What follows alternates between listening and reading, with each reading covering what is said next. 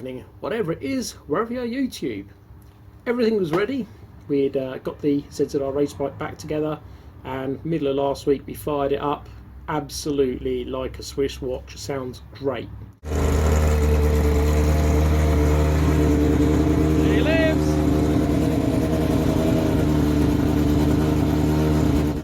We was all booked in ready for the dyno, and then this happens. From this evening, I must give the British people a very simple instruction. You must stay at home. So there you go. That's motovlogging YouTube channels that are anything other than 100% garage based completely shut down. Now the race bike lives at my friend's house. He's got a bigger garage than me, so I can't go over there to work on it, and there is frankly nothing to do. So this is Philos Lockdown Garage. What I can do is work from home. I can do this for a while. So I'm actually in the lighting industry. So I'm going to take this great opportunity to show you what to do with LED tape and how to light your garage, because it's quite simple and it might seem like something people are put off by, but actually it's really easy to do yourself. So this is just a little look into how to cut and solder LED tape, and go out there and buy some. It's cheap, it's available. The general rule of thumb, the more you spend the better the LED is.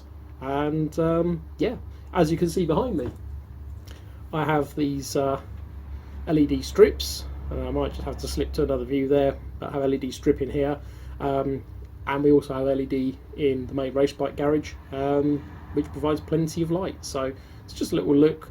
I'm in the middle of working on some for a luxury apartment, so it has to be cut to various lengths to go into channels that are set into furniture and into walls and ceilings and things like that. So this is just a quick view how you solder LED tape. LED tape comes in these sort of silvery packets, and it all looks very much the same, although there's huge differences in quality.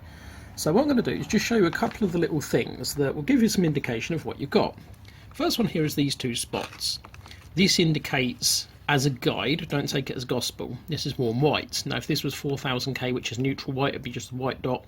And if it was 2700K, which is a very warm white, you might have two yellow dots and one white dot. One yellow dot, one white dot is 3000K. This means this is a general warm white. Don't take that as gospel, because not all manufacturers do it, but if you see that, it's not going to be cool white, and if you see one dot, it's not going to be warm white, so it is a good guideline. And what you have here on this information is, that's the Kelvin rating. That's how yellow or white or bluey white the light is. 3000K is a good match for a halogen, and in your garage you're going to want 3000 isn't quite ideal, 4000 is perfect. I wouldn't recommend going to 6300 or cooler, because it's going to look a little bit like you're working in a permanent solar eclipse without a huge amount of light intensity. That has a little bit of an odd look. 4000K is probably better. This is 24 volts and is 15 watts per meter. This is the colour rendering index, which is 90, that's very high.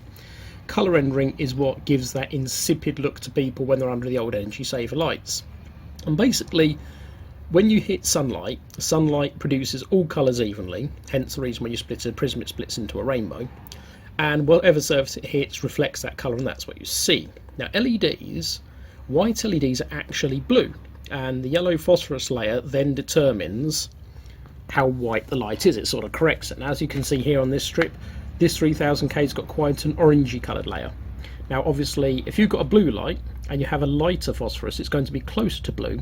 So if you've got a 4000K, this is going to be lighter, and if you've got a 2700K, it's going to be even deeper orange.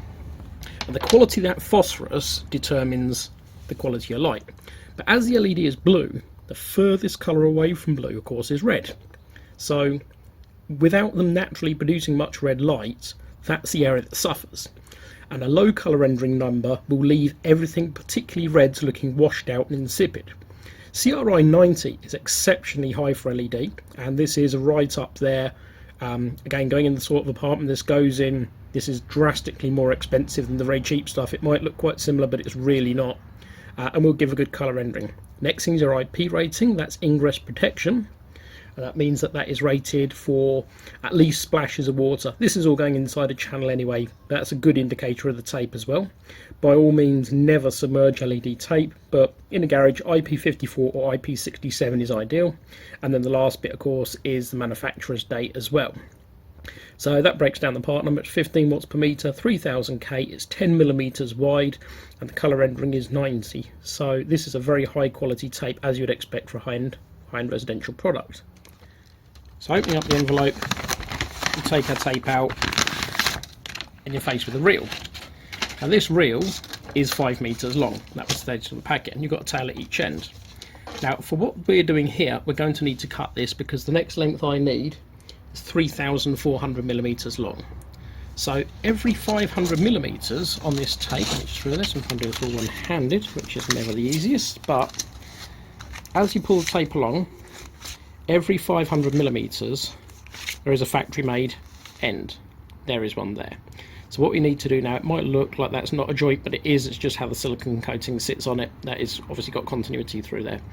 So rather than count out what I need 3,400 mil. So if I count out 1.5 metres, so that's 500, going through, there's 1,000,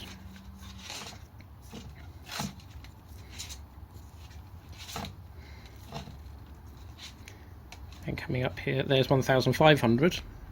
So that's got to be 3,500 on the reel. I go 50, 100. This cut here will make this 3.4 metres. So all I need to do is cut this with a pair of side cutters. My tape will be to the desired length. And you'll notice when it cuts through, nice clean cut, and that is now, what's left on the reel is now the correct length for the job. Once you've got your finished end, you still want to give it some sort of protection because at the very end there is still some exposed copper, and while it's a minimal risk, it's just not a good practice. So what we're going to do is just peel back the backing ever so slightly, just like that. We're going to get a piece of heat shrink, just cut a little chunk off like that, that's fine.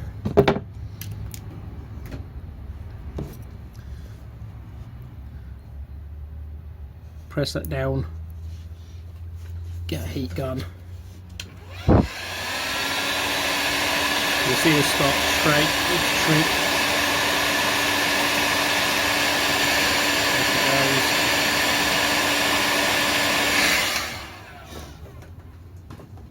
And then what we need to do is just squeeze this back, expose the LED, don't cover the LEDs, that's quite important. Compress it, you see it's now a sealed end. Again, using our side cutters, just cut that off. That is now a sealed end, no moisture will get in. You may need at some point to join LED tape if you've got a run that's not long enough, or depending on how your offcuts work with where you're putting it, and that's perfectly okay. So there is a procedure for doing this. Now obviously we've cut here, now you've still got the silicone coating on, so I use my fingernail just to get the bulk of the coating off, like so. And then once the bulk of that coating's off, it's hard to see there, but you can see it under my fingernail there, that's the silicone coating that's on it at the factory. Get your knife. I'm actually left-handed, but doing this right-handed for the camera, which is a bit awkward, but I'll live.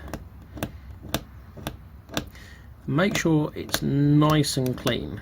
As with welding, cleanliness is everything with soldering. So when you've got a good, bright, well-agitated surface, just give the soldering iron a clean as well, and touch it on, flow your solder in, and you'll see it all via capillary action just go on like that. And that is exactly what you need to do. Be careful not to burn the chip. And that's your two prepared ends. Now, taking note of where your 24 volt DC is, or 12 volt if you're using 12 volt, then keeping it nice and flat, bring your second piece up to it like this. Now alignment is very important at this stage. Get it nicely aligned, and if you've got a good amount of solder on it like this, you can just touch your iron on and you end up with a good joint like that. And that joint is absolutely perfect, good to go.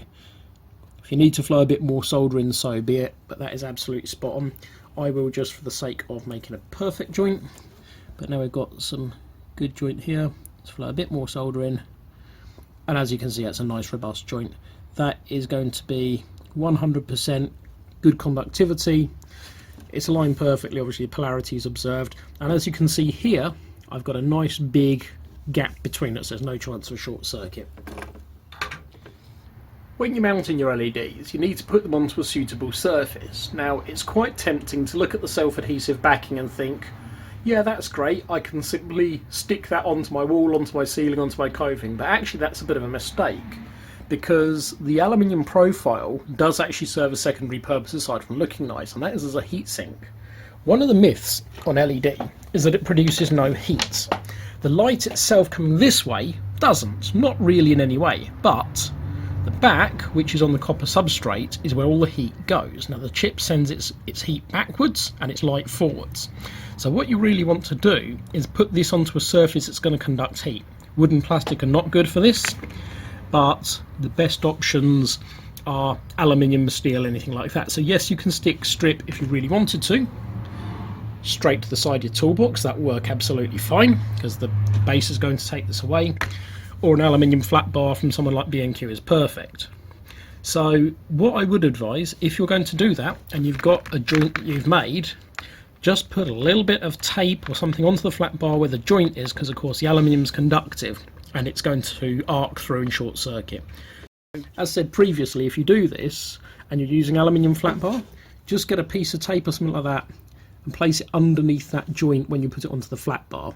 The lack of heat sinking just there is not really a problem, but it will stop it arcing through and stop any short circuits. If you haven't got any heat shrink for the ends and you solder a tail on, do the same thing there as well. So really all that's left with this is to work out how to choose your driver. Now you see that drivers come with various wattages. Obviously the voltage has to match the voltage of tape, so in this instance we'd use a 24 volt driver. And all you need to do is work out how much tape you've used. Now in this tape, each of these gaps is 50 millimeters, so you can count them along. I count 2 at a time to count 100 mil. Work it out, and from the watts per meter of your tape, you know how many watts the driver needs. So for example, this is 15 watts a meter, so if I have 5 meters of this, I have 75 watts. Remember, it's in constant voltage, so everything is in parallel, so it's positive to positive, negative to negative, never negative to positive. And try not to exceed a total length of 10 meters at a time. If you have more than 5 meters, you want a wire at the end of your run to return back to the driver as well, so it's all fed evenly and you end up with no dark spots. The other reason for that is this substrate is quite thin, and if you're trying to put 100 watts of power through this, 200 watts, whatever, eventually they'll reach a point you could start to burn out that substrate. You remember that power's going through the whole lot. So by feeding it at both ends, you split that in half, and effectively it means you can run 10 meters off one run instead of 5. That's the basics of LED tape. So there you go. That's how you cut and solder LED tape. There's really nothing to it. So if you like these videos, do hit the like button, subscribe, do leave a comment. We will be bringing the race bike action as soon as possible. Fortunately, just before the lockdown, I MOT'd the FZR, so that's ready to go. So the second that any restrictions are lifted, we can at least get back out on that and resume at least a tiny bit of normality. In the meantime, hit that like and subscribe button, leave me a comment, and I'll see you soon.